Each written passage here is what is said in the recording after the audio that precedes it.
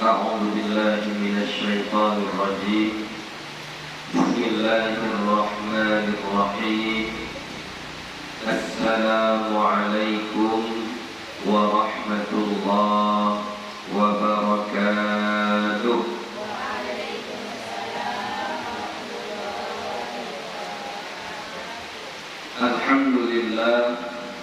الحمد لله رب العالمين، والصلاة والسلام على النبي الكريم وعلى آله وأصحابه أجمعين.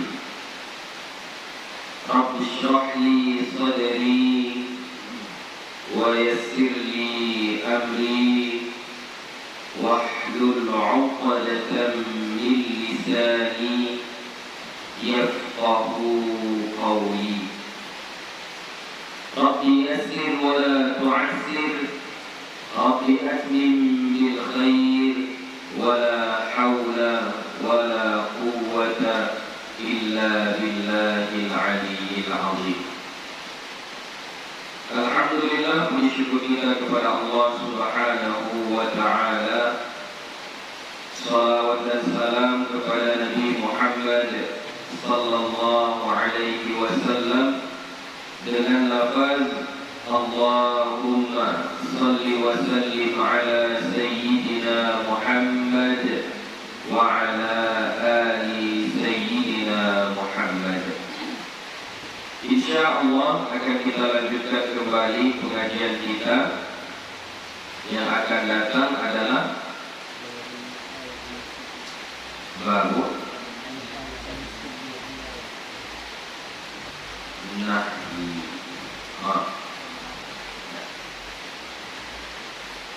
Bismillahirrahmanirrahim. Babun nahi an sabbil amwati. Bab larangan tentang mencaci mayit atau orang-orang yang meninggal dunia. Maksud mencaci di sini adalah menyebutkan keburukan-keburukan atau kejahatan-kejahatan yang telah dilakukan oleh orang-orang yang sudah meninggal dunia. Jadi ada larangannya. Itulah yang mau kita pelajari pada hari ini. Rawaina fi Sahih Al-Bukhari an Aisyah radhiyallahu anha qalat, kami meriwayatkan di dalam kitab Sahih Bukhari dari Aisyah radhiyallahu anha, dia berkata, qala Rasulullah sallallahu alaihi wasallam, bersabda Rasulullah sallallahu alaihi wasallam, la tasubbul amwata fa innahum qad afdaru ila ma qaddamu. Ini hadisnya sahih ya, riwayat Imam Bukhari. La tasubbul amwat, jangan kalian caci orang-orang yang telah meninggal dunia. Jangan kalian sebutkan aib-aib atau kesalahan-kesalahan orang yang telah meninggal dunia. Kenapa? Fa innahum qad afdaru ila ma qaddamu. Maka sesungguhnya mereka orang-orang yang meninggal dunia itu qad afdaru ila ma qaddamu, sungguh telah sampai mereka ke negeri tempat pembalasan.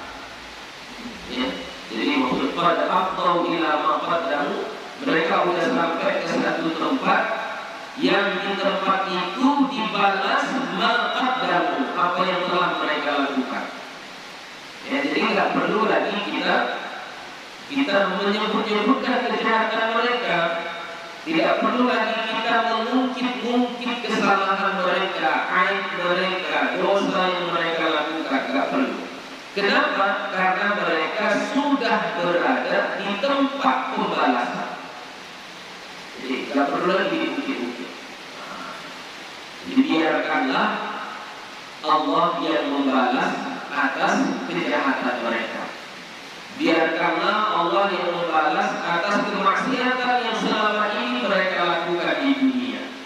Jadi tidak perlu kita bilang si fulan itu dulu untunglah dia sudah mati. Kalau enggak amanlah panen kita tahun ini.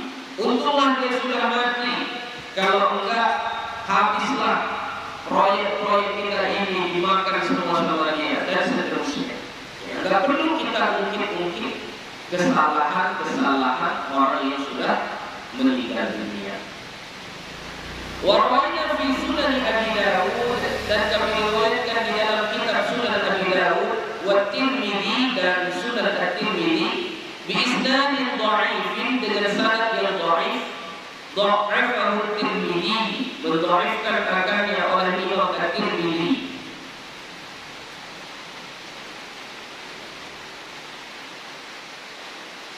Ani bin Umar radhiyallahu anhu, dari Ibnu Umar radhiyallahu anhu, tapi ini maksud dhaif di sini ini tidak dhaif yang kuat ya. Ini bahkan sebagian ulama mengatakan masuk dalam kategori hadis hasan ya. Jadi tidak mutlak dia dhaif yang tidak boleh diamalkan. Kenapa?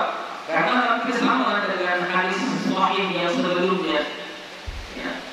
Apa itu? Qala Rasulullah sallallahu alaihi wasallam, bersabda Rasulullah sallallahu alaihi wasallam, "Udhkuru mahasina mautakum." Kalian sebutkanlah kebaikan-kebaikan orang yang meninggal dunia.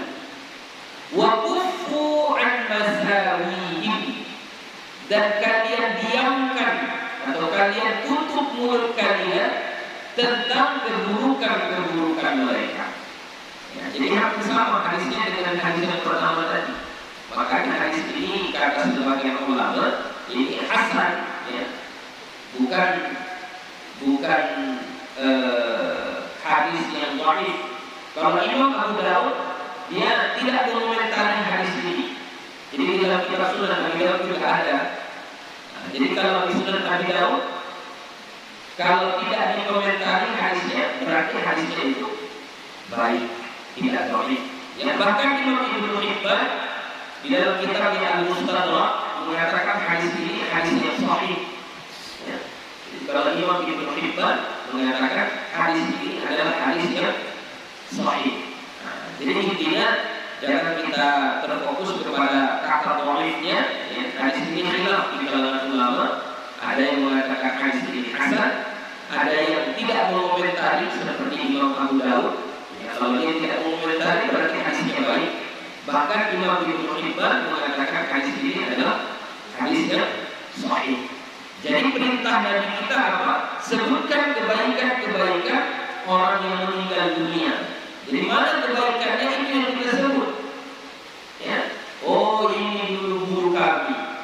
Kalau bukan karena dia tak pandailah kami baca alif bata, tak bisalah kami baca Al-Quran. Oh, ini dulu orang tua kami. Dari dialah kami belajar zikir, dari dialah kami belajar doa, dari dialah kami belajar tentang sholat. Sebutkan kebaikan-kebaikan daripada orang yang meninggal dunia. Tapi sebaliknya, tutuplah mulut kita, maksudnya diam. Tak usah ceritakan keburukan-keburukan orang yang sudah meninggal dunia. Qultu, aku mengatakan, yaitu Imam Nawawi berkomentar, qala al-ulama'u, berkata ulama-ulama, yahrumu sabbul mayyitil muslimi, haram hukumnya menyebutkan keburukan-keburukan mayit yang muslim. Haram hukumnya. Ya. Alladzi laisa mu'linan bi fisqihi, yang tidak memamerkan kefasikannya. Jadi orang muslim yang baik atau orang muslim yang biasa-biasa saja, yang tidak bangga dengan kesalahannya, tidak memamer-mamerkan kesalahannya. Haram hukumnya kita sebutkan aib mereka setelah mereka meninggal dunia. Wa ammal kafiru, dan adapun orang kafir, maksudnya mayit, orang yang meninggal dunia tapi dia orang kafir bukan muslim. Wal mu'linu bi fisqihi minal muslimina, dan yang memamer-mamerkan kefasikannya mendeklarasikannya dari golongan muslim. Dia muslim, tapi dia bangga dengan dengan kesalahannya, nggak merasa berdosa atas maksiat yang dia lakukan. Justru dia merasa hebat karena melakukan dosa tersebut. Contoh, nggak ada apa-apa berjudi, berjudi kaya dia jadinya. Ini aku bisa beli Honda ini cash karena tadi malam saya main judi dapat keuntungan 20 juta. Ada. Itu namanya mu'linan bifisqi. Orang yang membanggakan kemaksiatannya. Ya, orang yang membanggakan kesalahan-kesalahan yang dia buat. Nah, kalau orang yang seperti ini bagaimana hukum menceritakan aib mereka, menceritakan kesalahan mereka? Fa fihi khilafun lis-salafi. Maka tentang ini ada khilaf, ada perbedaan di kalangan ulama-ulama salaf. Waja'at fihi nususun mutaqabilatun, dan datang padanya nas atau teks yang saling bertentangan. Saling bertentangan itu ada yang mengatakan boleh, ada yang mengatakan tak boleh, ada yang mengatakan berdosa, ada yang mengatakan tidak mengapa. Itu maksudnya nususun mutaqabilatun. Ya. Wa hasiluhu, akan tetapi kesimpulannya, hasilnya ini disimpulkan oleh Imam Nawawi dari perbedaan pendapat ulama-ulama salaf tentang hukum menceritakan keburukan orang-orang yang kafir yang sudah meninggal dunia atau keburukan orang-orang muslim tapi yang bangga dengan kesalahannya. Kesimpulannya adalah annahu thabata fin nahyi an sabbil amwati ma dzakarnahu fi hadzal babi, bahwasannya telah sabit tentang larangan menjelek-jelekkan orang yang sudah meninggal dunia sesuai seperti apa yang kami sebutkan pada bab ini. Jadi kata Imam Nawawi, kesimpulannya mau dia orang muslim, mau dia orang kafir, mau dia muslim yang bangga dengan kesalahannya, tetap dilarang menyebutkan aib mereka setelah mereka meninggal dunia. Tetap haram. Ya, walaupun memang ada sebahagian ulama yang mengatakan, oh kalau orang kafir nggak apa-apa, boleh. Oh kalau orang yang bangga dengan dosanya nggak apa-apa, sebutkan saja, boleh. Ada juga ulama yang mengatakan seperti itu. Tapi Imam Nawawi lebih condong kepada tetap dilarang, tidak boleh. Tapi ada pengecualian. Waja'at fit-tarhisi fi sabbil asyrari asya'u katsiratun, dan datang pada keringanan atau pengecualian tentang menjelek-jelekkan orang-orang yang jahat, asyrar, orang-orang yang jahat, orang-orang pelaku dosa, pelaku kemaksiatan. Asya'u katsiratun, ya, sesuatu yang banyak. Minha, sebahagian daripadanya, ma qassahu Allahu alaina fi kitabihil aziz, apa yang diceritakan oleh Allah kepada kita di dalam Al-Quran. Adakah disebutkan oleh Allah di dalam Al-Quran tentang orang-orang yang jahat? Ada tidak? Ada. Contohnya Abu Lahab, ya, tabbat yada abi lahabin wa tab. Itu menyebutkan tentang keburukan atau kejahatan Abu Lahab. Jadi di dalam Al-Quran sampai Allah menyebutkan itu. Jadi ada pengecualiannya. Ya. Atau tentang Fir'aun, ada disebutkan di dalam Al-Quran? Ada. Tentang Haman, Qarun, ya. Atau umat-umat Nabi sebelumnya seperti kaum Tsamud, kaum Ad, ya.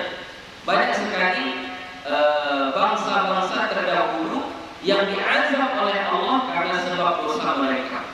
Jadi di dalam Al-Quran itu disebutkan, bahkan wa umirna bitilawatihi wa isya'ati qira'atihi.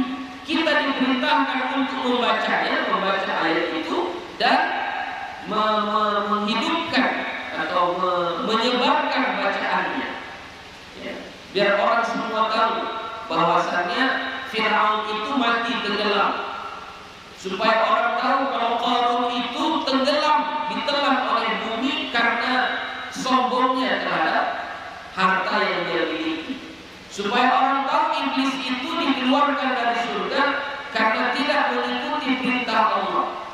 Ya, jadi disebutkan itu semua. Ya. Wa minha ahaditsu katsiratun fi shahih, dan sebahagiannya juga ada disebutkan banyak di dalam hadis-hadis yang sahih. Jadi bahkan Nabi juga menyebutkan contoh-contoh orang yang buruk, contoh-contoh orang yang jahat di dalam hadis. Jadi kesimpulannya boleh menyebutkan, kesimpulannya dilarang menyebutkan kejahatan-kejahatan orang yang sudah meninggal dunia, baik dia itu orang muslim yang baik atau muslim yang bangga dengan kejahatannya ataupun orang kafir, tetap dilarang, kecuali dalam ketentuan-ketentuan yang diperlukan, contoh untuk memberi pelajaran, untuk memberi nasihat, supaya orang tidak mencontoh perbuatan tersebut. Seperti Al-Quran tadi disebutkan tentang Fir'aun, disebutkan tentang Qarun, disebutkan tentang Abu Lahab. Tujuannya apa? Supaya jadi pelajaran bagi kita tidak mencontoh perbuatan orang tersebut. Kalau tujuan menyebutkan ayatnya itu untuk ini, maka boleh, tidak mengapa. Bahkan dalam hadis pun disebutkan kal haditsil ladzi dzakara fihi sallallahu alaihi wasallam Amr bin Lu'ay, seperti ada satu hadis yang menyebutkan padanya oleh Rasulullah sallallahu alaihi wasallam tentang cerita Amr bin Lu'ay. Amr bin Lu'ay ini pernah diceritakan oleh Nabi kita Muhammad sallallahu alaihi wasallam kepada para sahabat-sahabatnya. Apa kata Nabi tentang Amr bin Lu'ay? Wa huwa yajurru qasbahu finnar. Bahwasanya Amr bin Lu'ay ini aku melihatnya di neraka menarik dari ususnya, isi perutnya. Itu menunjukkan bahwasanya Amr bin Lu'ay ini adalah orang yang jahat. Salah satu azab yang Allah sediakan untuk dia adalah keluar isi perutnya, dan kerjaan dia hanya menarik dari isi perutnya itu. Ya. Nah, itu salah satu contoh menceritakan keburukan seseorang, tapi untuk pelajaran bagi orang yang hidup, tidak mengapa. Wa qissati Abi Ridal, ya, Abi Ridal alladzi kana yasriqul hajja bi mihjanihi. Dan Nabi juga pernah menceritakan kisah Abu Ridal, ya, Abi Ridal, yang adalah ia mencuri orang-orang haji bi mihjanihi dengan tongkatnya. Jadi si Abu Ridal ini selalu mencuri, merampok, memeras orang-orang yang berangkat haji. Jadi ini ceritanya adalah ketika Nabi berjalan bersama para sahabatnya melewati satu tempat. Di satu tempat itu ada batu, ya, ada batu. Lalu Nabi kita mengatakan kepada para sahabat-sahabatnya, jangan kalian tanya-tanya tentang batu ini. Jangan kalian tanya-tanya tentang bukti mukjizat, bukti kekuasaan Allah. Jangan kalian tanya-tanya, kata Nabi. Kenapa? Sungguh dulu kaum atau umat Nabi Saleh sudah pernah bertanya tentang batu-batu ini. Mereka meminta supaya dikeluarkan dari batu ini unta. Ya, jadi kaum Nabi Saleh itu meminta kepada Nabi Saleh membuktikan kalau kau itu Nabi, kalau kau itu utusan Allah, coba minta sama Tuhanmu itu keluarkan dari batu ini unta. Keluarkan dari batu ini unta. Jadi kata Nabi yang bertanya dari ini dulu sudah ditanya sama umat Nabi Saleh dan sudah keluar unta dari batu ini, sudah keluar unta. Tapi ternyata pada akhirnya kaum Nabi Saleh itu menyembelih unta tersebut. Padahal dilarang oleh Nabi SAW. Jangan kalian sembelih unta ini, kalian jaga dia. Hari ini unta ini yang minum, hari ini kalian minum susu dari unta itu.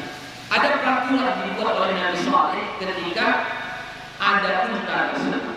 Tapi ternyata umat Nabi SAW itu tidak mengindahkan peraturan tersebut, justru mereka menyembelih unta tersebut. Maka Allah murka dan Allah menurunkan azab kepada mereka. Mati semuanya kecuali ada satu orang. Ada satu orang yang tak mati, tak kena azab itu. Ya, kenapa dia tak kena? Oh, karena dia sedang di tanah suci, di tanah haram.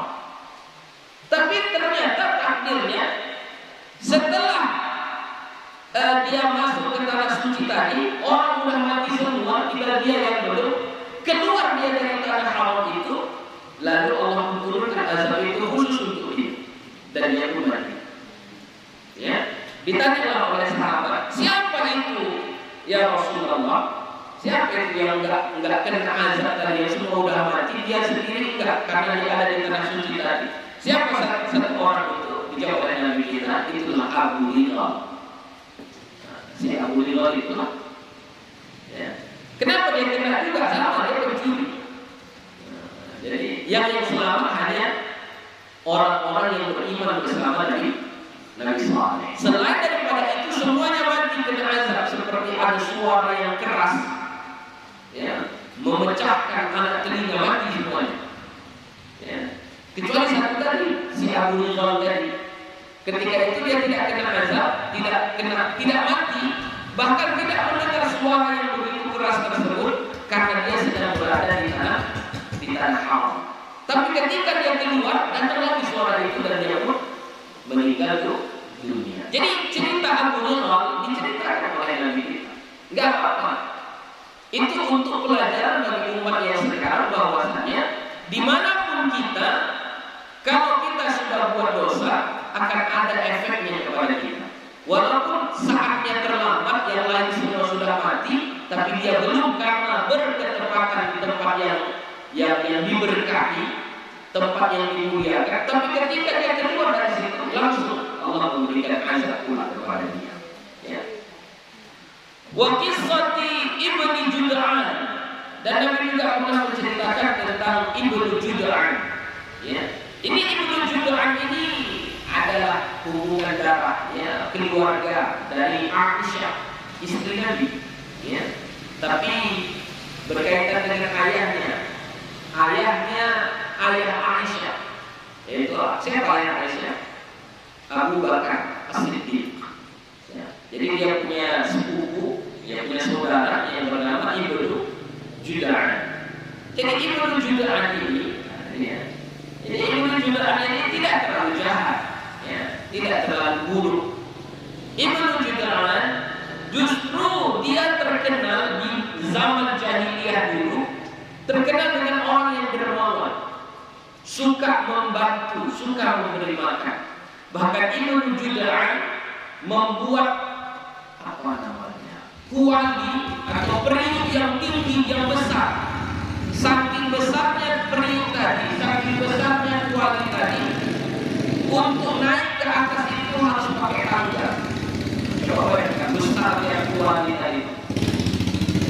Mau naik ke atasnya pakai tangga. Kenapa sampai sebesar itu kualinya? Kenapa sampai sebesar itu periuknya? Karena banyaknya orang miskin yang dia kasih makan. Kan banyak kan? Ibnu Jud'an. Tapi sayangnya, selama hidupnya Ibnu Jud'an itu tidak pernah mengatakan, ya Allah, ampunkanlah dosa.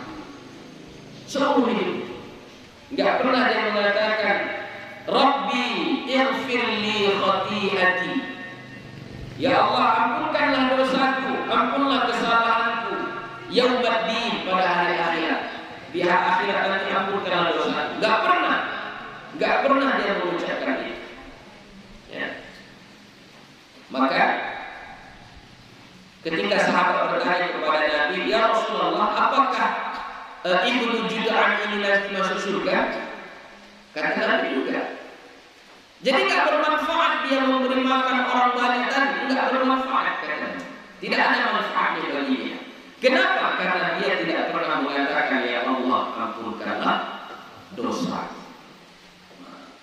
Jadi makanya itu kalau kita kaji dari segi apanya, berarti dia merasa tidak pernah buat dosa, ya, sehingga dia tidak mau mengucapkan ya Allah ampunkanlah dosa. Dan itu diceritakan oleh Nabi kita. Jadi menceritakan aib atau kesalahan yang dilakukan oleh seseorang kepada orang lain dengan tujuan supaya menjadi pelajaran bagi kita tidak mengapa. Boleh, itu masuk dalam kategori pengecualian. Wa ghairihim, dan selain daripada mereka. Banyak lagi ya yang nama-nama orang yang disebutkan oleh Nabi kita.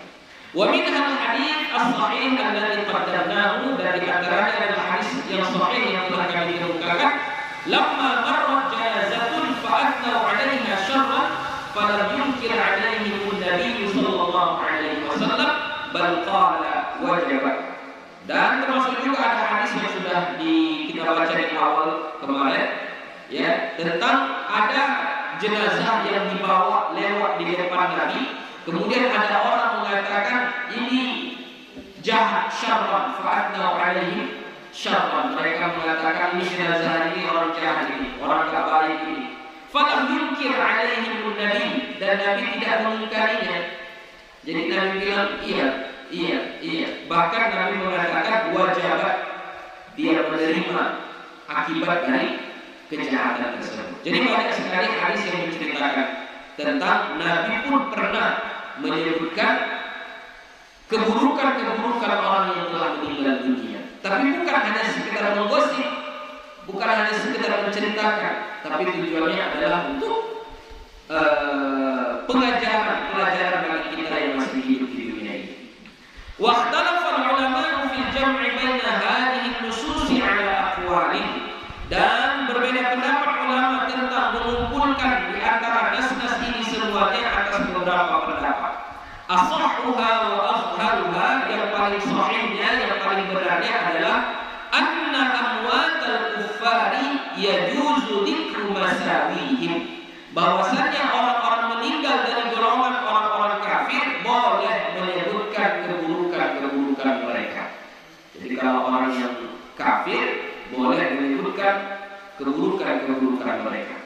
Wa amma amwatul muslimin, dan adapun orang-orang mati dari kalangan muslimin, al-mu'linina bi fisqihim, yang bangga, yang menampakkan kefasikannya, au bid'atin, atau kebid'ahan yang dia lakukan, au nahwihima, atau seumpama keduanya, fayajuzu dzikruhum bidzalika idza kana fihi maslahatun, maka boleh menyebutkan mereka tentang keburukan tadi apabila ada maslahat, apabila ada keperluan, ya. Contoh keperluannya apa? Lihajatin ilaihi litahdhiri min halihi, karena butuh kepadanya menyebutkan aib atau kelakuan orang yang sudah meninggal dunia ini untuk memberi peringatan tentang keadaan mereka, ya. Kasih peringatan. Kalau nanti kayak gini, nanti akan jadilah seperti si fulan, dulu dia begini juga. Kita ceritakan, kita jadikan sebagai contoh. Boleh, ya Pak.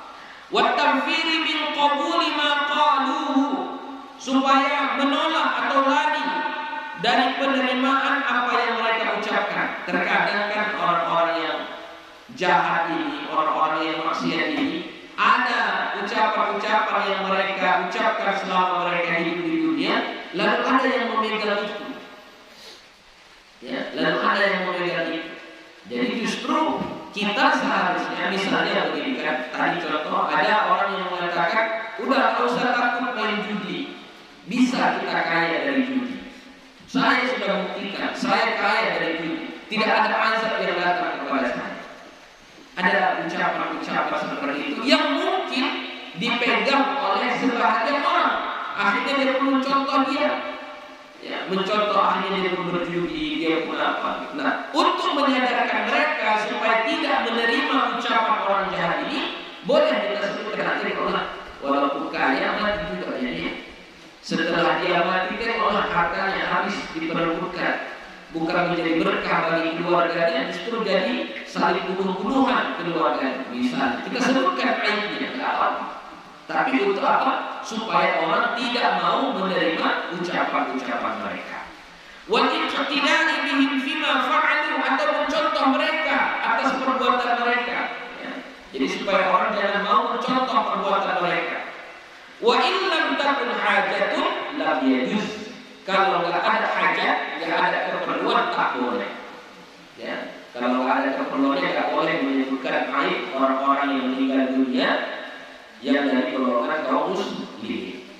Wa ala hadha tafsili tunazzalu hadhihi nusus. Dan atas keterangan penjelasan ini dibahas atau diturunkanlah nas-nas ini. Wa qad ajma'a ulama 'ala jarhil majruhi min ar-ruwati.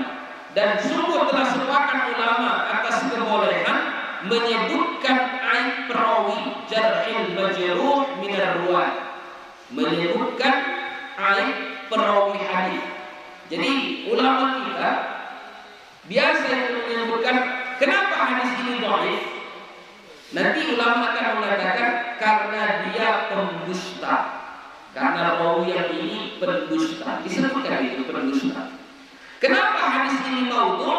Karena rawi yang ini orangnya adalah pemabuk. Kenapa ini hadisnya lemah? Oh, karena dia ini pelupa. Jadi disebutkan keburukan-keburukan rawi hadis itu. Dan sepakat ulama boleh menyebutkan itu supaya orang tahu derajat hadis ini apakah sahih, apakah hasan, apakah dhaif. Ya. Jadi kesimpulannya seperti yang saya bilang tadi, tidak boleh menyebutkan keburukan orang-orang yang sudah meninggal dunia kecuali ada keperluan. Begitu saja. Ya, kecuali ada keperluan. Bab ma yaqulu zairul kuburi. Bab apa yang dibaca penziarah kubur. Nah, ini sekarang kita mau ziarah kubur, apa yang mau kita baca? Rawaina fi sahih Muslim, kami riwayatkan di dalam kitab Sahih Muslim, an Aisyah radhiyallahu anha, dari Aisyah radhiyallahu anha qalat, dia berkata, kana Rasulullah sallallahu alaihi wasallam, adalah Rasulullah sallallahu alaihi wasallam, kullama kana lailatuha min Rasulillah sallallahu alaihi wasallam, setiap kali adalah malamnya dari Rasulullah sallallahu alaihi wasallam, maksudnya giliran Nabi tidur di rumah Aisyah, itu maksud karena lailatuha min Rasulillah sallallahu alaihi wasallam. Jadi Nabi itu kan istrinya ada banyak, jadi Nabi menggilir malam ini di rumah ini, malam ini di rumah ini, malam ini di rumah ini. Nah, kalau pada malam itu dia gilirannya tidur di rumah Aisyah, banyak cerita Aisyah ini. Apa kata Aisyah? Kalau Nabi tidur di rumah saya, yakhruju min akhiril laili ila al-baqi'. Nabi selalu atau sering keluar di akhir malam ke Baqi'. Baqi' itu perkuburan yang ada di Madinah, pas dekat rumah Aisyah. Rumah Aisyah itu, ini masjid, sampingnya rumah Aisyah. Jadi dekat rumah Aisyah ini, di sebelah sininya, inilah Baqi', ya, perkuburan yang ada di kota Madinah. Jadi Nabi kalau sedang bermalam di rumah Aisyah, itu di akhir malam Nabi sering keluar pergi ke Baqi'. Itu cerita Aisyah.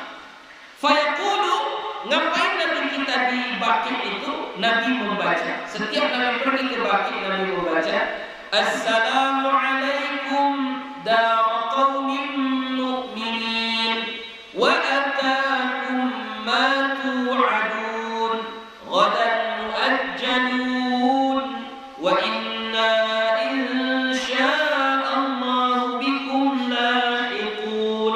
Allahumma ighfir li ahli Baqi'il Gharqad. Itu bacaan. Apa itu? Assalamualaikum, keselamatan atas kalian. Dar qaumin mu'minin, kampungnya orang-orang beriman.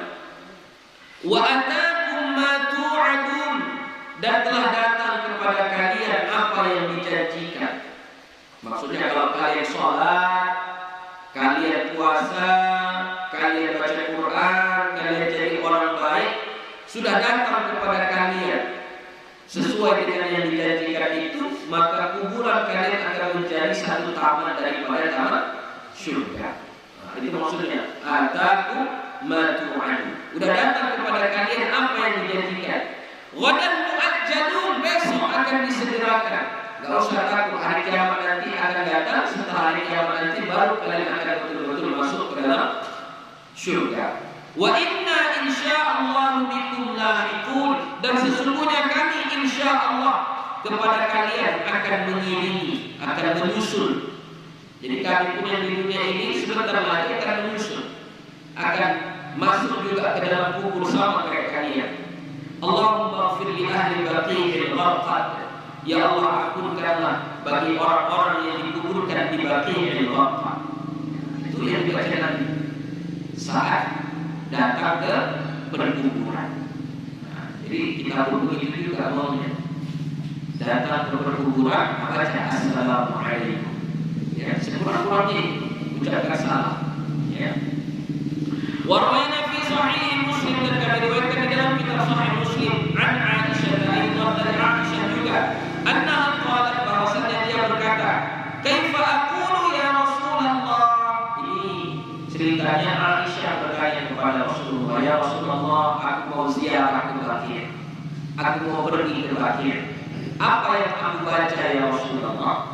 Itu kira-kira kaifa aqulu ya Rasulullah, apa yang aku baca ya Rasulullah? Ta'ni fi ziyaratil kubur, maksudnya pada waktu berziarah kubur.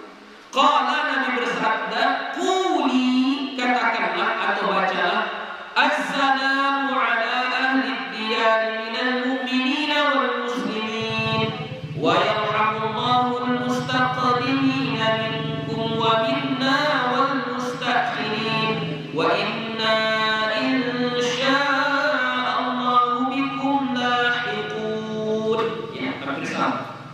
Assalamu, keselamatan, ala ahli diyar, atas orang-orang yang ada di kampung. Kampung ini maksudnya di perkuburan ini.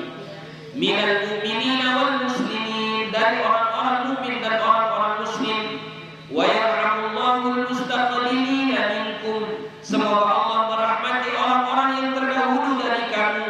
Wa minna, dan orang-orang yang dari kami.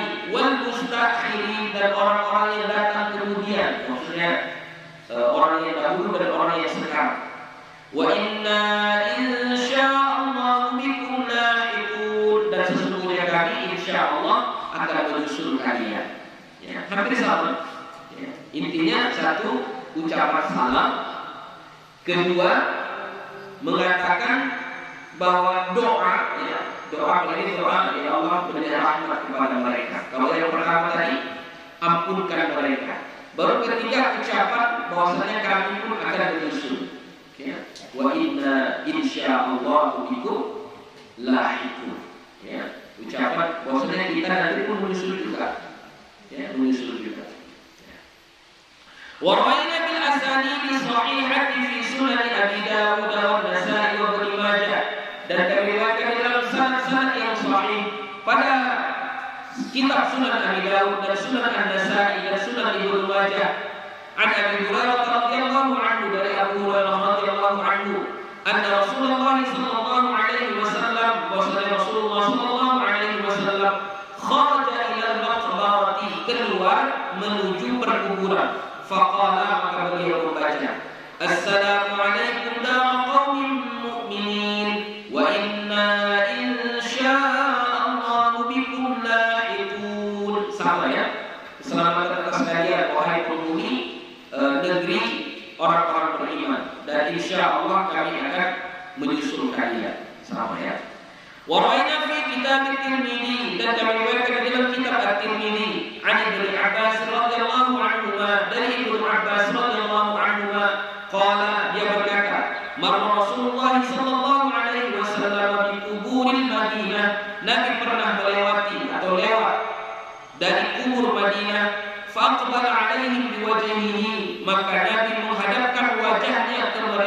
faqala. Tadi kita tujuannya memang mau ke perkuburan. Kita baca assalamualaikum, misalnya assalamualaikum yang pertama tadi da'a qaumil mu'minin. Kalau yang kedua assalamualaikum assalamu ala ahli diyar minal mu'minin wal muslimin. Yang ketiga assalamualaikum da'a qaumil mu'minin.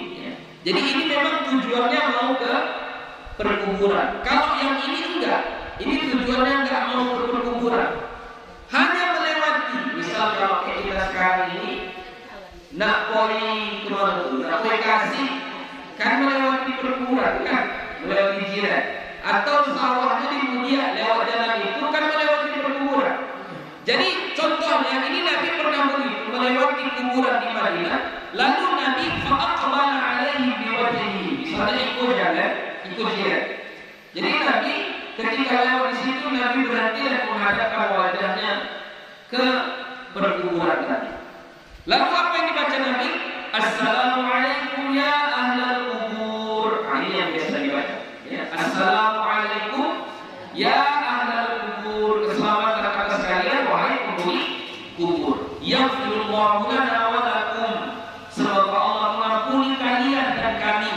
Antum salafuna wa nahnu bil athar. Kalian yang sudah mendahului kami dan kami akan menyusul. Ya, wa nahnu bil athar, dan kami menyusul. Ya. Panjang kali itu ya. Kalau tak dapat sekurang-kurangnya assalamualaikum ya ahlal kubur. Udah itu aja. Sekurang-kurangnya. Ya. Assalamualaikum ya ahlal kubur. Setiap kali lewat tuh ya, iya. Setiap kali lewat. Pagi pagi kita menghadap assalamualaikum ya ahlal kubur. Ya. Pulangnya kan lewat situ juga. Iya. Menghadap kita lagi ke kuburan tadi. Assalamualaikum ya ahlal kubur. Yaghfirullahu lana wa lakum. Antum salafuna wa nahnu bil athar. Itu bolehnya. Tuliskan saja lah ya. Pendeknya. Assalamu alaikum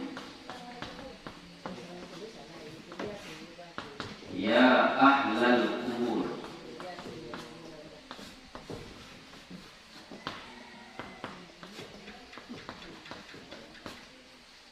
Yaghfirullahu lana wa lakum. Yaghfirullahu lana wa lakum. Semoga Allah mengampunkan kami dan kalian. Yaghfirullahu lana wa lakum. Antum pakai wa enggak? Wa antum atau antum saja? Antum saja ya. Antum salafuna. Antum salafuna wa nahnu bil athar.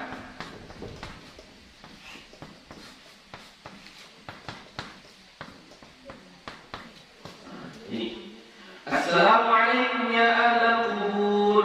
Yaghfirullahu lana wa lakum. Antum salafuna wa nahnu bil athar. Lihat. Qala Tirmidzi haditsun hasan. Berkata Imam Tirmidzi, hadis ini adalah hadis hasan. Wa rawaina fi sahih Muslim, dan kami riwayatkan dalam kitab sahih Muslim, an Buraidah radhiyallahu anhu, dari Buraidah radhiyallahu anhu, qala, dia berkata, kana Nabi sallallahu alaihi wasallam, adalah Nabi sallallahu alaihi wasallam, yu'allimuhum idza kharaju ila al-maqabir, mengajari mereka apabila mereka keluar menuju perkuburan, an yaqula qailuhum, bahwa membaca assalamualaikum ya assalamualaikum ahlad diyar minal mu'minin wa inna insya'allahu bikum lalahiqun. Lalahiqun, lamanya dua ya. Lalahiqun. As'alullahu lana wa lakumul afiyah. Assalamualaikum, keselamatan atas kalian, ahlad diyar minal mu'minin, para penghuni negeri dari kaum mukminin. Wa inna insya'allahu bikum lalahiqun. Sesungguhnya akan betul-betul menyusul kalian. As'alullahu lana, aku bermohon kepada Allah untuk kami, walakum dan untuk kalian al-afiyata, keselamatan. Hampir sama semuanya. Wa ra'ayna fi kitab an-Nasa'i wa Ibnu Majah hakada. Kami meriwayatkan dalam kitab An-Nasa'i dan Ibnu Majah seperti ini. Wa zada ba'da qawlihi, akan tapi ada tambahan setelah ucapan lalahiqun, antum lana faratun wa nahnu lakum tab'un. Ya, jadi maksudnya assalamualaikum ahla diyari minal mu'minin wa inna insyaallah bikum lalahiqun antum lana faratun wa nahnu lakum tab'un as'alullahu lana wa lakumul afiyah. As'alullah lana, ya. Artinya antum lana faratun sama ya, kalian bagi kami adalah pendahulu, wa nahnu lakum tab'un, dan kami bagi kalian adalah yang mengikuti, yang mencontoh. Wa ra'ayna fi kitab Ibnu Sunni, dan diriwayatkan di dalam kitab Ibnu Sunni an Aisyah radhiyallahu anha, dari Aisyah radhiyallahu anha, anna Nabi sallallahu alaihi wasallam atal Baqi'a, bahwasanya Nabi sallallahu alaihi wasallam mendatangi Baqi'. Baqi' tadi apa? Perkuburan yang ada di Madinah. Faqala, maka Nabi membaca assalamualaikum dara qaumin mu'minin antum lana faratun wa inna bikum lahiqun Allahumma la tahrimna ajrahum wa la tudillana ba'dahum. Wa yustahabbu liz-za'iri al-iktharu min qira'ati al-Qur'an wa dhikri wa du'a li ahli tilka al-maqbarati wa sa'il al-mauta wal muslimina jami'an ajma'in. Dan disunahkan bagi penziarah al-iktsaru min qira'atil Qur'an, memperbanyak membaca Al-Qur'an. Tadi kan baru datang, kita pergi berziarah, sebelum kita menuju kuburan yang kita tuju, masih di bagian depannya kita baca assalamualaikum ya ahlal kubur misalnya, atau assalamualaikum dar qaumin mu'minin, dan seterusnya kita baca itu, ya. Baru sampai kita masuk udah menuju perkuburan yang kita maksud, misalnya kuburan orang tua kita, kuburan nenek kita, saudara kita, anak kita, udah berada di kuburan yang kita maksud, apa yang kita lakukan? Perbanyaklah membaca Al-Qur'an. Bacalah Al-Qur'an. Makanya biasanya kita mungkin baca Yasin lah, ya. Boleh baca Yasin, boleh, tapi bukan harus Yasin, ya. Yang lain pun kita baca nggak apa-apa. Surah Al-Baqarah kita baca, boleh. Surah Ali Imran, bahkan menghatamkan Al-Quran kita buat lebih bagus lagi, ya. Wa dzikri, dan membaca zikir, baca zikir, ya. Contohnya subhanallah, alhamdulillah, Allahu akbar, atau la ilaha illallah, berbanyak zikir. Wa du'a, dan doa, ya, banyak berdoa. Ya, enggak dapat dalam bahasa Arab, nah bahasa kita pun enggak apa, berbanyaklah doa. Doa untuk siapa? Li ahli tilkal maqbarah, untuk penghuni kuburan tersebut. Ya, minta ampunkan kepada Allah, ya Allah ampunkanlah dia, ya Allah rahmatilah dia, ya Allah masukkanlah dia kepada golongan orang-orang yang saleh, ya Allah bangkitkanlah nanti dia di akhirat bersama kelompok orang-orang yang saleh. Doakan dia. Bukan hanya orang yang dikubur itu saja, wasailil mauta, dan semua orang-orang yang meninggal, wal muslimin, dan semua orang-orang kaum muslimin ajma'in, semuanya. Wa yustahabbu iktsaru min az-ziyarah, dan disunahkan banyak-banyak berziarah, sering-sering berziarah. Jadi kita kembalikan, kita ziarahnya itu hanya setahun sekali. Nak rilayo baru puasa, ya anak puasa, baru kita poin hijrah. Sebenarnya kalau di agama kita sering-sering berziarah. Bukan sering-sering berziarah itu karena makamnya keramat atau harus bawa sesajen, makanan, dan lain sebagainya, bukan, ya.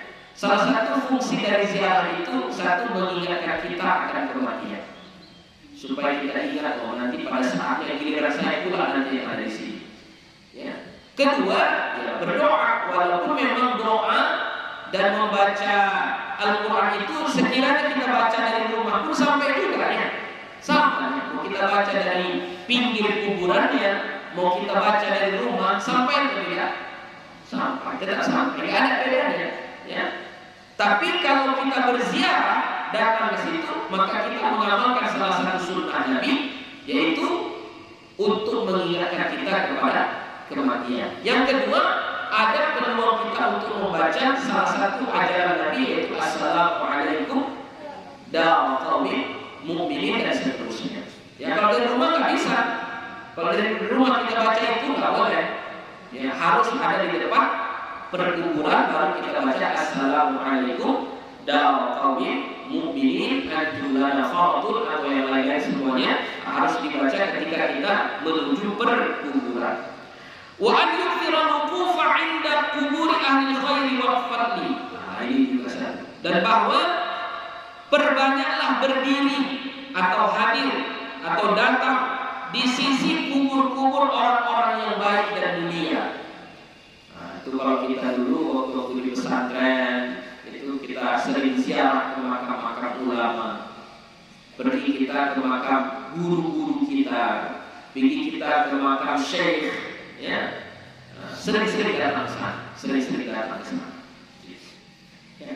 Tapi ulama ya, ulama orang-orang yang baik, orang-orang yang saleh. Jangan nanti makam keramat yang kita tidak tahu itu makam siapa. Ya. Cuma dikeramatkan dia karena ada sebagian kampung yang saya dengar jauh dari awal tuh. Nah, kalau nak panen atau nak bertanam atau sudah panen itu dia teknya kecil. Entah aku lihat dari kapal itu tamakannya tak buah-buahnya gak tahu. Tapi kalau ada kuburan siapa, entah. Kuburan dulu. Jadi itu tidak baik. Ya, itu belok itu. Ya, belok. Tapi kalau datang ke kuburan orang-orang saleh, baik. Ya. Misalnya kalau kayak di Purba kan ada khusus itu dibuatkan rumahnya. Ya, kuburan berdiri Mustafa itu Syekh Mustafa Hussein datang sana. Ya, ada menantunya Syekh Abdul Halim Khatib. Ya, ada murid-muridnya. Ya, ada namanya Ayat Taruntung, ada juga Ayat Umar. Ya, itu dibuat rumahnya. Datang sering-sering datang sana. Ya. Kalau di sini pun mungkin kita cari juga makam-makam ulama atau misalnya kalau di awas ini berdokek apa Buya Tanah Dingin di situ itu oke dah. Kan guru kita itu ada ziarah itu. Baik, ya. Boleh. Babun nahyi zairi man ra'ahu yabki jaz'an 'inda qabri wa amarahu iyyahu bis-sabri wa nahyihi aydan 'an ghairi dhalika mimma nahaa asy-syar'u 'anhu. Bab tentang larangan orang yang ziarah melihat orang yang menangis di sisi kubur.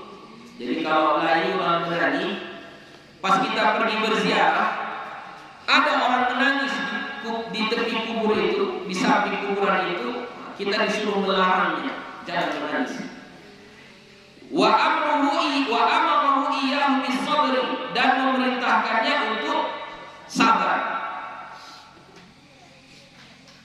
Bukan amruhu amrihi. Wa nahyihi aidan, dan melarangnya juga an ghairi dzalika, dari selain itu mimma nahaa asy-syar'u anhu, seperti yang dilarang oleh syariat kita. Rawaina fi sahih Bukhari dan Muslim, kami meriwayatkan dalam kitab Sahih Bukhari dan Sahih Muslim dari Anas radhiyallahu anhu qala, dari Anas radhiyallahu anhu dia berkata, marra Nabi sallallahu alaihi wasallam bi imra'atin tabki 'inda qabri. Nabi melewati perempuan yang sedang menangis di sisi kubur. Jadi ketika Nabi berjalan lewat ke perkuburan, dia melihat ada seorang perempuan yang sedang menangis di tepi kubur. Faqala, maka Nabi berkata, didekati oleh Nabi perempuan tadi, lalu Nabi mengatakan, ittaqillah wasbir. Bertakwalah kamu kepada Allah, sabar. Jadi kalau ada kita lihat orang menangis di pinggir kubur, di tepi kubur, ingatkan dia, nggak boleh perbuatan itu. Takutlah kamu kepada Allah. Allah larang perbuatan tersebut. Yang harus kau lakukan adalah sabar, isbiri, sabar. Nah, ini juga menjadi apa ya? Satu maklumat bagi kita bahwasanya di zaman dulu perempuan pun ada ziarah kubur, ya, perempuan. Dan dilarang Nabi nggak dia ziarah? Tidak. Yang dilarang Nabi apanya? Menangisnya, menangis di tepi kubur, itu yang dilarang Nabi. Warwayna fi Sunan Abi Dawud wa Nasa'i wa Ibnu Majah bi isnadin hasan, dan kami riwayatkan dalam kitab Sunan Abi Dawud dan Sunan An-Nasa'i dan Ibnu Majah dengan sanad yang hasan. An Bashir bin Ma'bad al-Ma'ruf bi Khusasiyah radhiyallahu anhu.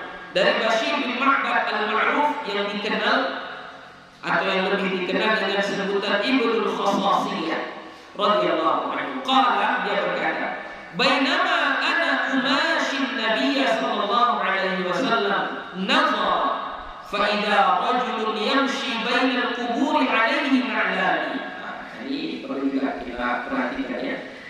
Ketika kami berjalan mengiringi Nabi sallallahu alaihi wasallam, wa nazara, dia melihat, maksudnya Nabi melihat, fa idza rajulun yamshi bainal quburi, ada seorang laki-laki yang berjalan di antara perkuburan, alaihi na'lani, memakai dua sendal. Jadi ketika Nabi berjalan dengan sahabat-sahabatnya, lalu melewati perkuburan, lalu di perkuburan itu Nabi melihat ada seseorang yang berjalan di antara kuburan ini dengan memakai sendal, berterompai. Faqala, maka Nabi berkata, Ya sahibas sibtiyataini, alqi sibtiyataika.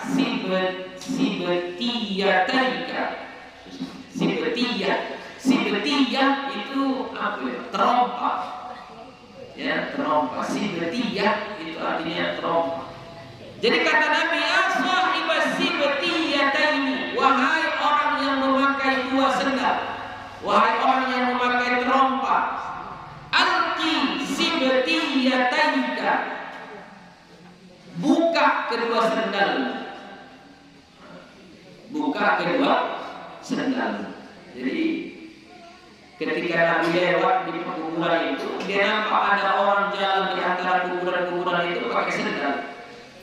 Lalu Nabi gak kenal sama dia. Nabi bilang, yang pakai sendal, buka sendal. Buka sendal. Itu kata Nabi. Dan hadisnya ini panjang ya. Wadah kalau tamat hadis, dan dia pun menyebutkan hadis ini secara sempurna. Jadi ini panjang hadisnya. Ini jadi bagaimana hukumnya Bu ya, masuk ke perkuburan pakai sendal? Ini sudah dibahas oleh Imam Nawawi di dalam kitabnya Al-Majmu' Syarh Al-Muhadzab, Syarh Al-Muhadzab, panjang lebar dalam dalil-dalilnya, bahwasanya di situ ada perbedaan di kalangan ulama ya. Untuk di mazhab Syafi'i tidak makruh ya, tidak makruh. Berarti apa? Boleh pakai sendal masuk ke perkuburan ya. Di mazhab Syafi'i itu tidak makruh, boleh. Kalau di mazhab Hambali, di mazhab Imam Ahmad bin Hanbal, hukumnya makruh, enggak haram ya, makruh ya. Perbuatan memakai sendal masuk ke perkuburan hukumnya makruh. Dan ada juga sebagian ulama yang mengatakan hukumnya sampai ke level yang haram ya. Tapi di mazhab kita makruh pun tidak ya, tetap boleh memakai sendal masuk ke perkuburan ya, tidak mengapa. Kalau sekiranya kita ikut pendapat yang mengatakan makruh, berarti kita buka sendalnya di mana? Buka sendalnya di mana? Di awal. Nah, ini nanti dia mengikut pendapat yang makruh, dibukanya sendalnya, tapi sendalnya di tentengnya. Nah, di tentengnya masuk ke dalam, udah sampai di dalam, jadi tempat duduk sama dia. Sama juga, itu masuk pakai sendal juga namanya. Nah, jadi kalau mau mengikuti pendapat yang mengatakan makruh memakai sendal di perkuburan, maka sendalnya di luar perkuburan, ya, nggak boleh dibawa. Tapi kalau ikut mazhab yang mengatakan tidak makruh, ya nggak apa-apa, masuk saja kita pakai sendal. Apalagi di daerah kita yang perkuburan itu bertanah, becek, apalagi musim hujan kayak gini becek gitu ya. Semak belukar pula, mungkin ada durinya, ada apa begitu ya. Maka tidak mengapa pakai sendal pun kita ke sana tidak apa. Yang penting kita tidak menginjak kubur. Menginjak kubur yang tidak boleh. Kalau di antara perkuburan itu nggak apa-apa, boleh. Kalau di Baqi' di Madinah itu kuburannya bersih di sana, tanahnya kering, ya, tanahnya kering. Jadi makanya sebagian ulama mengatakan makruh, sebagian lagi mengatakan tidak makruh. Qultu, aku katakan as-sibtiyah. Yang dimaksud dengan sibtiyah itu apa? An-na'lul lati la sya'ra 'alaiha, sendal yang tidak ada bulu di atasnya. Jadi kalau dulu sendal itu yang terbuat ada bulunya dari kulit gitu. Berarti kalau sibtiyah itu yang tidak ada bulunya, ya, tidak berbulunya. Makanya usaha bikin terong dari kayu deh. Dari kayu. Apa namanya? Kalau zaman dulu. Apa namanya? Keledek apa? Keledek. Iya. Korek ini, korek. Nah, itu sibtiyah, ya, itu namanya sibtiyah.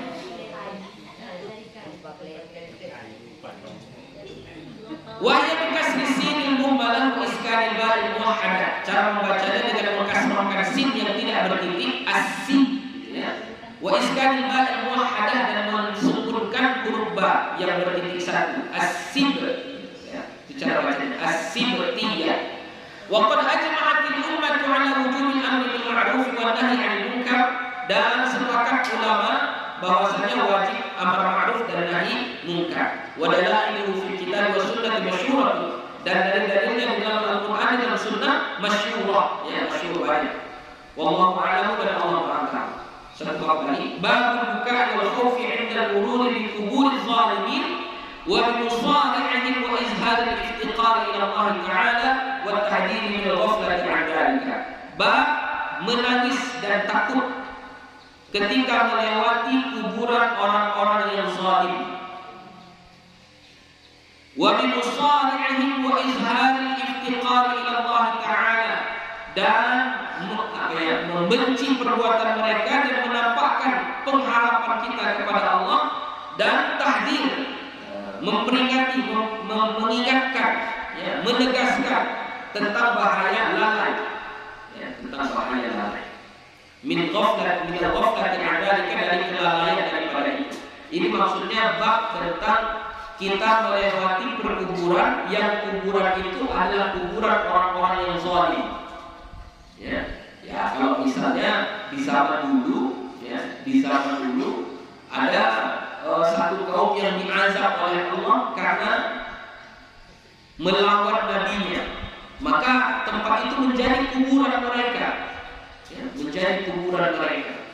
Jadi ketika kita melewati itu, ada tuntunan yang diajarkan oleh Nabi kita Muhammad sallallahu alaihi wasallam.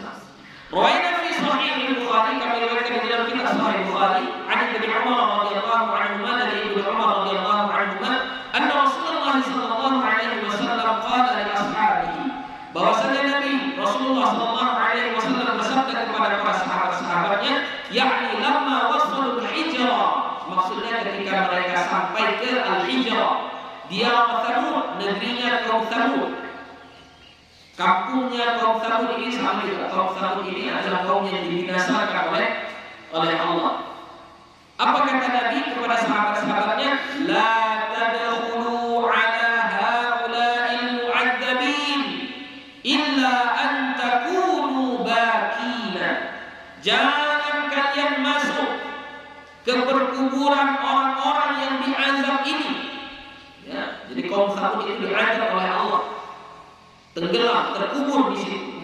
Jangan kalian masuk ke sini, ke kuburan orang-orang yang diazab ini, illa an takunu baki, kecuali kalian dalam keadaan menangis, takut. Fa in lam takunu bakina, maka jika kalian tidak menangis, fala tadkhulu alaihim, maka jangan kalian datang ke situ. La yusibukum ma asabakum, supaya kalian tidak tertimpa apa yang tertimpa kepada mereka. Ya, jadi kalau lewat situ, lewat perguruan itu maka menangislah. Ya, kita sadar menyadari bahwasanya apa yang mereka lakukan itu adalah perbuatan yang sangat buruk yang membuat Allah murka dan menurunkan azabnya. Takut kepada Allah lalu kita menangis. Makanya kalau di Saudi itu ada tempat-tempat yang dilarang oleh Nabi untuk didatangi, karena itu adalah perkuburan-perkuburan atau tempat-tempat diturunkannya azab, dan banyak mati di situ orang-orang yang menentang nabi-nabinya terdahulu. Tapi sayangnya pada saat sekarang ini sebagian tempat-tempat itu sudah dijadikan tempat rekreasi. Jadi kalau kau haji atau umroh atau kau jalan-jalan, lihat juga, nak pandai juga yang bau takutnya dibawa ke situ. Itu adalah tempat yang dilarang oleh Nabi kita. Dan sekarang itu sudah menjadi tempat rekreasi. Ya, di Arab Saudi banyak, ya, ada banyak. Jadi makanya pandai-pandailah kita. Itulah gunanya kita belajar. Ya. Jadi ada tempat-tempat yang dilarang oleh Nabi untuk datang ke sana. Ya. Termasuk salah satunya ciri-cirinya seperti ini. Perkuburan orang-orang yang zalim. Tapi di sini larangannya ada batasnya. Kalau kamu bisa menangis, menunjukkan rasa takutmu kepada Allah atas perbuatan yang mereka lakukan, dan Allah murka dan menurunkan azabnya kepada mereka, apa kalian menangis? Kalau kamu begitu, maka insya Allah kamu tidak akan mendapatkan azab seperti yang Allah timpakan kepada mereka. Tapi kalau nggak bisa, jadi nggak usah lewat dari situ. Termasuk orang. Termasuk itu tuh. Jangan datang ke situ. Jangan datang ke situ. Itu orang-orang yang zalim kepada dirinya sendiri. Ya, jadi jangan datang ke situ. Kecuali kita datangnya dalam keadaan menangis takut kepada Allah, supaya Allah jangan buat kita punya niatan seperti itu pula, supaya kita tidak diazab dan tidak dalam kubur. Tidak apa-apa. Ya, tapi kalau nggak bisa, udah nggak usah datang sih, nggak usah datang sih. Lah, habis. Lagi pertanyaan? Oh ya.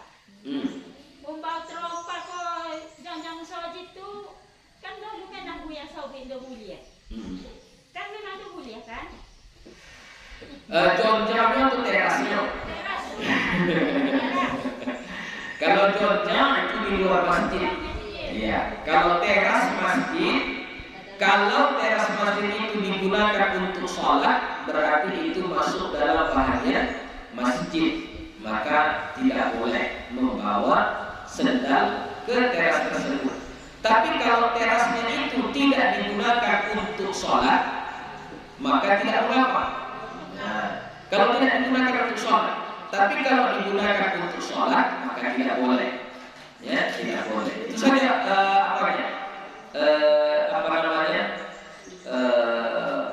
kaedahnya. Kalau teras itu digunakan untuk sholat, maka tidak boleh kita bawa sendal ke teras tersebut, teras masjid tersebut. Tapi kalau tidak digunakan, tidak mengapa. Hari raya sampai kadang ya. Maka untuk jaga-jaga, ya, lebih baik tidak sampai sendal kita ke teras tersebut. Karena nanti termasuk juga masjid itu nggak semuanya digunakan untuk sholat fardu, apalagi saf-saf yang paling belakang.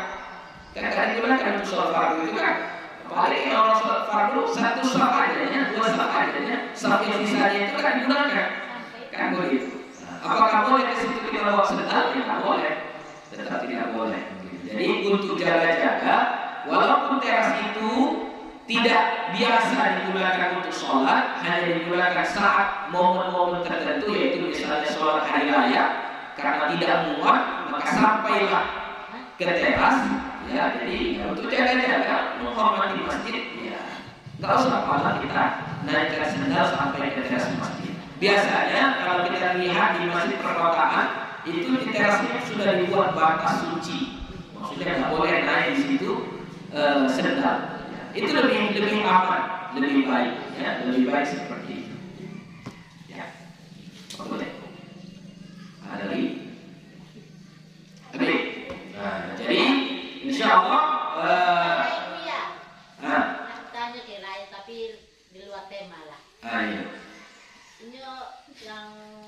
ayahnya aku non Islam, Non Muslim.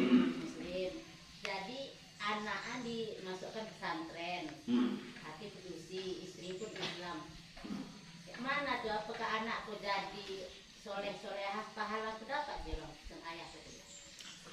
Kalau orang yang non-muslim, ya itu terhalang dia mendapatkan kebaikan-kebaikan tersebut karena dia tidak mengucapkan 2 kalimat syahadat.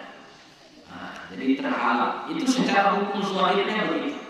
Ya, secara hukum zahirnya, kalau dia non-muslim maka terputuslah semua. Ya, nggak ada. Bahkan misalnya kayak harta warisan. Anaknya muslim, orang tuanya non muslim, meninggal anaknya ini orang kaya, banyak hartanya. Apakah ayahnya tadi atau emaknya yang non muslim tadi ini mendapatkan warisan dari anaknya? Tidak, nggak dapat. Kenapa? Karena terputus akibat berbeda agama. Ya, jadi di hukum dunia saja dia sudah terputus karena berbeda agama. Apalagi sudah sampai ke akhirat, yaitu tentang doa kepada mereka dan sebagainya, itu tidak sampai, pahalanya tidak sampai kepada mereka. Tapi walaupun begitu, ya, wallahu a'lam, Allah adalah Tuhan yang Maha Penyayang, Allah Tuhan yang Maha Pengampun. Kita tidak tahu apakah nanti di akhirat dengan sebab kesolehan anaknya itu, lalu Allah mengizinkan anaknya untuk membantu orang tua yang non-muslim tadi. Allah Ta'ala kita tidak tahu. Tapi secara hukum zahir, ya hukum zahirnya tidak sampai, pahala itu tidak sampai kepada orang tua yang non-muslim atau anak yang non-muslim. Misalnya orang tua muslim tapi anaknya non-muslim. Apakah doa, zikir, amalan yang dikirimkan oleh orang tua yang muslim ini sampai kepada anaknya yang non-muslim? Tidak sampai. Secara hukum zahirnya tidak sampai. Begitu. Tidak ada. Anak dinaikkannya istri sama anak-anak itu naik haji juga. Iya sama. Enggak ada. Sama kayak Abu Thalib. Pamannya Nabi. Kurang apa hebatnya dia membela Nabi? Tapi apakah ada gunanya kepada dia? Kalau dari hadis-hadis yang kita baca, dari ucapan-ucapan Nabi, ada manfaatnya. Bahkan salah satu penyebab ayat turun, innaka la tahdi man ahbabta walakinnallaha yahdi man yasha. Sesungguhnya engkau Muhammad tidak bisa memberikan pahala, tidak bisa memberikan hidayah kepada orang yang engkau cintai, tapi Allah lah yang memberikan hidayah kepada orang-orang yang dicintai. Itu salah satu sebabnya adalah karena Nabi sangat-sangat memaksakan diri, berusaha supaya pamannya ini sebelum meninggal dunia supaya mengucapkan 2 kalimat syahadat. Jadi tidak ada manfaatnya, tidak berguna. Walaupun dia membela Nabi mati-matian, nyawa pun ditaruhkannya untuk membela Nabi. Kurang apa lagi kehebatannya Abu Thalib. Tapi tetap tidak mendapatkan manfaat dari perbuatan kebaikan dia tadi. Kenapa? Karena berbeda agama. Begitu. Ya. Jadi kalau dikatakan berarti nggak ada gunanya dia, nggak ada manfaatnya dia menyekolahkan anaknya. Secara zahir dia tidak ada manfaatnya, tidak ada gunanya. Ya, akan tetapi Allah Ta'ala, Allah adalah Tuhan yang Maha Penyayang. Kita tidak tahu di akhirat nanti apakah Allah mengasihani dia, kita tidak tahu. Kan gitu. Ya. Tapi kalau secara zahir memang sama kayak yang tadi cerita Ibnu Juda'an tadi. Kurang baik apa dia? Memberi makan kepada orang-orang miskin tadi, sampai sengaja dia buatkan periuk yang begitu besar untuk makanan orang-orang miskin yang begitu banyak. Saking besarnya naik ke periuk itu saja pakai tangga. Kurang apa itu dermawannya ini? Tapi ternyata kata Nabi, dia agak bermanfaat amalan dia tadi. Kenapa? Hanya karena sekedar dia tidak mengucapkan, ya Allah ampunkanlah dosa-dosa. Begitulah kira-kira. Secara zahir ya, secara zahir tidak ada manfaatnya bagi dia menyekolahkan anaknya ke pesantren. Tapi di balik itu kita tidak tahu. Di balik itu kita tidak tahu. Ya, kita doakan mudah-mudahan itu menjadi sebab dia mendapatkan hidayah, ya, mendapatkan hidayah. Atau kalau dia sudah meninggal dunia, mudah-mudahan itu menjadi sebab nanti di akhirat Allah memberikan pertolongan, ya, rahmat kepada dia. Itu saja. Ya, Lele. Nah, insya Allah selesai kita masalah tentang mayit, ya. Nanti di minggu akan datang kita sudah membahas tentang bab yang lain, yaitu tentang sholat sunnah, ya, tentang sholat sunnah. Jadi apa saja sholat sunnah itu, bagaimana sistemnya, apa fadilah-fadilahnya, apa keistimewaannya, itu nanti akan kita baca nanti. Ya, jadi selama ini mungkin kita sholat sunnah, tapi tidak tahu apa caranya, bagaimana caranya yang benar, apa fadilahnya, keistimewaannya. Nah, maka nanti di minggu akan datang, insya Allah kita akan mulai bahas tentang itu. Ya, itu saja. Terima kasih. Allah Subhanahu wa Ta'ala a'lam bis-shawab. Walhamdulillahirabbil alamin. Wassalamualaikum warahmatullahi wabarakatuh.